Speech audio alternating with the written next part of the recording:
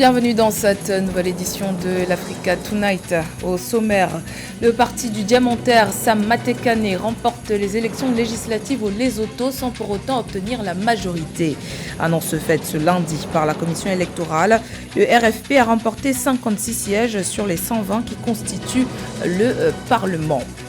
Illégal et non recevable, les termes employés ce dimanche 9 octobre au Caire par les ministres des Affaires étrangères égyptiens et grecs pour qualifier le mémorandum de prospection d'hydrocarbures en eau libyenne signé entre la Libye et la Turquie. L'Égypte et la Grèce estiment que cet accord menace la stabilité et la sécurité en Méditerranée. Et puis, l'Afrique à l'épreuve de la pandémie de Covid-19. Ces 2 dernières années ont mis en lumière les multiples carences des systèmes de santé des pays africains. Pour y remédier, la Banque africaine de développement appelle notamment à développer l'industrie des vaccins sur le continent. Les résultats définitifs des élections législatives annoncées ce lundi par la commission électorale du Lesotho donnent pour vainqueur le parti Révolution pour la prospérité de Sam Matekane.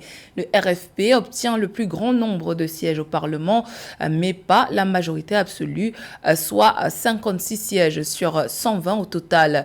Le RFP doit maintenant courtiser d'autres partis pour obtenir 61 sièges, la majorité au Parlement de 120 membres. Si le RFP formé il y a seulement 6 mois par le mania du diamant, Sam Matekane parvenait à obtenir le contrôle d'une majorité au Parlement par le biais de coalitions. Cela ouvrirait la voie à un changement de gouvernement dans le royaume.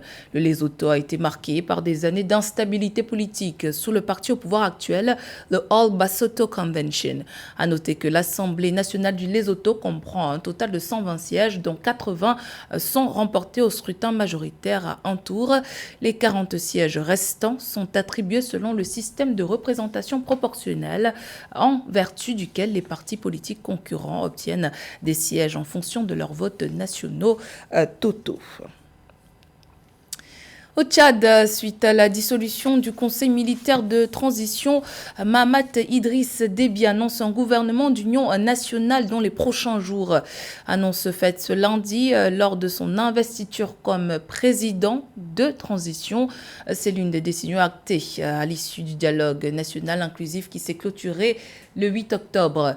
À l'issue de ce dialogue, il a également été décidé de prolonger de 2 ans la période de transition avant l'organisation d'élections libres et démocratiques, scrutin auquel Mahamat Idriss Déby aura la possibilité de se présenter. Notons que ces pourparlers ont été boycottés par une grande partie de l'opposition politique civile et armée. Fin de la coopération militaire entre la France et la Centrafrique. Suite à la suspension de la mission de formation de l'Union européenne en République centrafricaine, le dernier contingent de 130 soldats français va quitter le pays d'ici la fin de l'année. La coopération militaire entre les 2 pays était suspendue depuis 2021.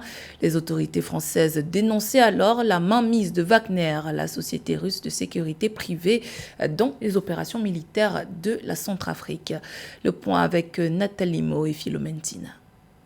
La mission de formation de l'Union européenne en République centrafricaine suspendue, le dernier contingent de 130 soldats français va quitter le pays d'ici fin 2022. Le retrait en perspective signe la fin de 62 ans de présence militaire française en RCA. L'ambassade de France en Centrafrique a également annoncé la fermeture de la mission logistique de Bangui, Miss Logbe, qui effectuait son 4e mandat dans le pays. Il y a des tensions qui se sont multipliées ces dernières années et qui n'ont pas contribué au renforcement des liens entre la France et la Centrafrique, notamment entre autres les scandales de viols sur mineurs dont les soldats français ont fait l'objet il y a environ 7 ans. Tous ces éléments ont contribué à ternir la qualité des relations entre la France et la RCA, tout en exacerbant un sentiment anti-français qui s'est développé dans ce pays ces dernières années aussi. La Miss Logbe, déployée en RCA depuis juin 2021, a soutenu près de 30 projets dans les domaines de l'éducation, de la santé, du sport, de la culture, et de l'emploi pour un coût total de 71 500 000 francs CFA selon les données officielles. Les autorités militaires françaises en RCA sont à pied d'œuvre pour le transfert de compétences vers l'armée centrafricaine selon des informations officielles. En l'état actuel, il est difficile de dire avec précision ce qu'il relève du contenu du dit transfert de compétences. On peut cependant souligner qu'il y a là en filigrane une volonté de la partie française de laisser sa trace en Centrafrique, pour ne pas dire garder le contact. L'armée française est intervenue à plusieurs reprises en RCA dans les années 1979-1981 avec les opérations Cabane et Barracuda, de 1996 à 1997 avec les opérations Almadin 1, 2 et 3, en 2003 avec Boali et en 2016 avec Sangaris. En 2021, la France a suspendu sa collaboration militaire avec la RCA, accusant les autorités centrafricaines de soutenir le sentiment anti-français dans le pays. Le président somalien Hassan Sheikh Mahamoud a promis une guerre totale au Shebab et multiplie les opérations dans ce sens. Ce dimanche 9 octobre, l'agence de presse somalienne a révélé que 200 militants d'Al-Shabaab avaient été tués lors d'une opération de l'armée dans la région de Iran, au centre du pays. Cette opération intervient au moment où les régions du sud et du centre de la Somalie sont le théâtre d'opérations sécuritaires menées par les forces gouvernementales en coopération avec des milices claniques armées contre les combattants d'Al-Shabaab. La Somalie mène depuis des années une guerre contre le mouvement armé Al-Shabaab fondé en 2004 et affilié idéologiquement à Al-Qaïda. Ce mouvement a revendiqué de nombreuses opérations terroristes qui ont fait des centaines de morts dans le pays. Les ministres des Affaires étrangères égyptiens et grecs se sont entretenus ce dimanche 9 octobre au Caire. Entretien qui est intervenu suite au récent accord de prospection pétrolière et gazière signé entre la Turquie et le gouvernement d'union nationale libyen. Un accord dénoncé par l'Égypte et la Grèce qui considère le partenariat libyo-turc comme une menace pour la stabilité régionale. Je vous propose d'écouter à ce propos le ministre des Affaires étrangères égyptien Sameh Choukri et son homologue grec Nikos Dendias. J'insiste sur le fait que l'ONU et son secrétaire général doivent prendre des mesures claires concernant l'illégitimité du gouvernement libyen sortant.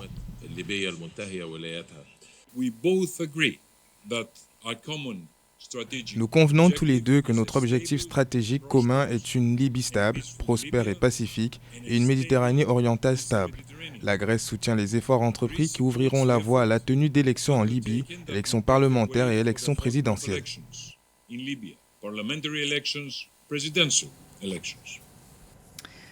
2 ans après le déclenchement de la pandémie de Covid-19 dans les pays africains, le continent dresse aujourd'hui le bilan de sa capacité de riposte aux épidémies et à la prise en charge des maladies.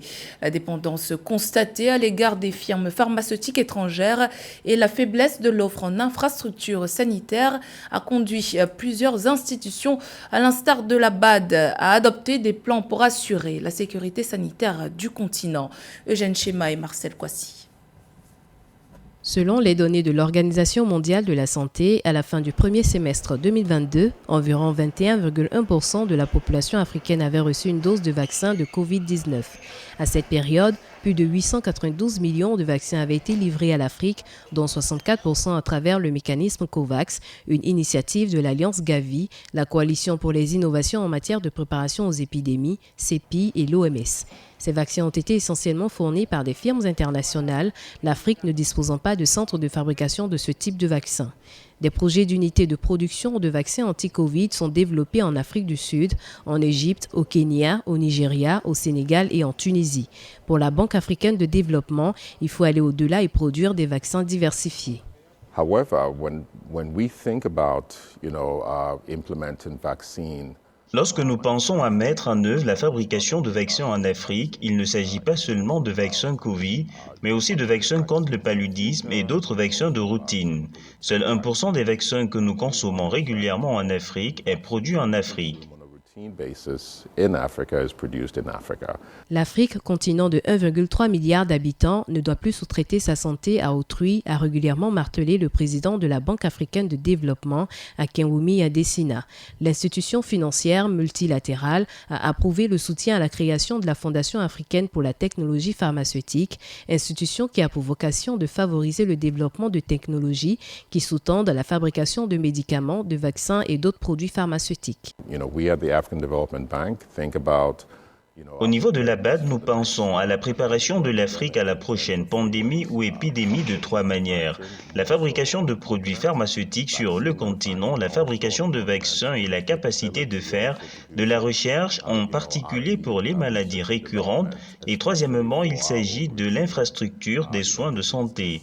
La capacité de faire des diagnostics peut créer une meilleure sensibilisation et un meilleur système d'alerte afin que nous puissions mieux réagir. En tant qu'institution qui a pour mission de contribuer au développement économique de ses États membres, dans le cadre de sa vision 2030, la Banque africaine de développement s'est engagée à consacrer 3 milliards de dollars au cours des 10 prochaines années pour la fabrication de vaccins et de produits pharmaceutiques sur le continent. Au Bénin, le gouvernement, les entreprises et les organisations patronales œuvrent pour la revalorisation du salaire minimum interprofessionnel garanti. Annoncé par les autorités en avril, le passage du SMIC de 40 000 à 52 000 francs CFA devrait être effectif d'ici le 1er janvier 2023. Eugène Chema et Samantha Sabiro. Les salariés qui percevaient 40 000 francs CFA à la fin du mois verront leur salaire revalorisé de 30% en début d'année 2023. Cette revalorisation des conditions des travailleurs, annoncée en avril par le gouvernement, fait son chemin, toutes les parties travaillant à sa mise en œuvre effective à l'échéance fixée, comme le confirme le président du Conseil national du patronat, Eustache Cotingan, à Africa 24. Nous avons discuté avec les travailleurs au travers du gouvernement et nous avons admis pour toutes les grandes entreprises, il n'y avait pas de difficulté parce que les grandes entreprises payent déjà à plus de 100 000 francs le SMIC dans certaines entreprises. Mais pour les petites entreprises, nous avons dû vraiment faire violence sur nous-mêmes pour que nous puissions accepter et définitivement d'avoir à augmenter le SMIC de 30%, ce qui nous amène à 52 000 francs, puisque le SMIC était à 40 000 francs. Et je peux vous dire que ça va être un effort supplémentaire, surtout pour les petites entreprises, pour subir justement cette augmentation. L'organisation patronale fondée en 1984 et représentant les dirigeants des entreprises béninoises, le CNP Bénin reconnaît l'amélioration par les pouvoirs publics du climat des affaires dans le pays d'Afrique de l'Ouest et une transparence dans les obligations fiscales des entreprises, une situation propice au respect des obligations des employeurs et à plus d'investissements. Non, le climat des affaires s'est beaucoup amélioré au Bénin. On dit qu'au jour d'aujourd'hui, avec les réformes ne serait-ce que de digitalisation, au jour d'aujourd'hui, il y a une clairvoyance totale des impôts que nous payons. Pour renforcer également la trésorerie des entreprises, nous avons besoin que dans le temps, ces impôts puissent également diminuer un tout petit peu pour permettre aux entreprises de faire d'autres investissements. Outre le passage du SMIC de 40 000 francs CFA à 50 000 francs CFA, les travailleurs bénéficieront également en début d'année 2023 d'une assurance santé maladie dont la souscription sera obligatoire pour les employeurs. La FinTech au service du développement économique de l'Afrique. Les chiffres enregistrés ces 10 dernières années concernant le taux de bancarisation sur le continent l'attestent. Pour les experts, il est impératif que les États africains exploitent de manière responsable les technologies de la 4e révolution industrielle pour la transformation du tissu économique africain à une ère où le financement du développement recule. Un sujet de la rédaction. En Afrique, le taux de bancarisation s'élève à seulement 10%. En cause, un réseau physique bancaire peu développé et la difficulté des banques à s'implanter dans certaines régions. Ces dernières années, l'essor de la FinTech a permis de relever le taux de bancarisation grâce à ses services innovants, rapides et simples. Nombreuses sont les entités qui entendent exploiter son potentiel. C'est le cas du Kigali Finance Center, basé au Rwanda. Les fintechs pour nous sont très importants parce que l'un des grands problèmes du continent, c'est l'inclusion financière. Et nous avons tous appris aujourd'hui que grâce à la technologie, il est possible de donner accès aux services financiers aux personnes qui sont aujourd'hui dans des régions reculées ou qui n'ont pas accès aux services de base. Raison pour laquelle, au Rwanda, à travers Kigali International Financial Center, nous voulons mettre à disposition des acteurs de la fintech une plateforme qui leur permet de se développer. Le Marocain AfricaPay, les Nigériens OP, EnterSwitch ou encore le Sénégalais Wave, des plateformes qui ces dernières années ont prouvé l'impact de la fintech dans l'inclusion financière en Afrique. La fintech permet en effet de faciliter l'accès à un compte bancaire sur le continent. À elles seules, les fintechs du continent ont levé environ 1,3 milliard de dollars d'investissement sur l'année 2021. Dans un rapport, la Conférence des Nations Unies sur le commerce et le développement faisait état d'une augmentation des investissements dans le secteur qui pourra atteindre 4 milliards de dollars d'ici la fin 2022. Kigali International Financial Center a pour vocation d'être la première place financière de référence pour le continent africain. Ici, nous sommes en train d'attirer non seulement les acteurs africains, mais aussi les acteurs qui sont en dehors du continent et qui veulent opérer en Afrique. Donc nous n'avons pas une vision qui est uniquement rwandaise, mais nous avons une vision qui est panafricaine. La fintech au service de l'inclusion financière, certes, mais les experts estiment que pour une finance vraiment inclusive, l'Afrique doit adopter une réglementation commune. Le développement d'une telle plateforme est nécessaire pour exploiter le potentiel d'innovation du continent dans le domaine des technologies financières. C'était le journal de la rédaction. Merci pour votre fidélité. Dans un instant, une nouvelle édition de l'actualité sur Africa 24.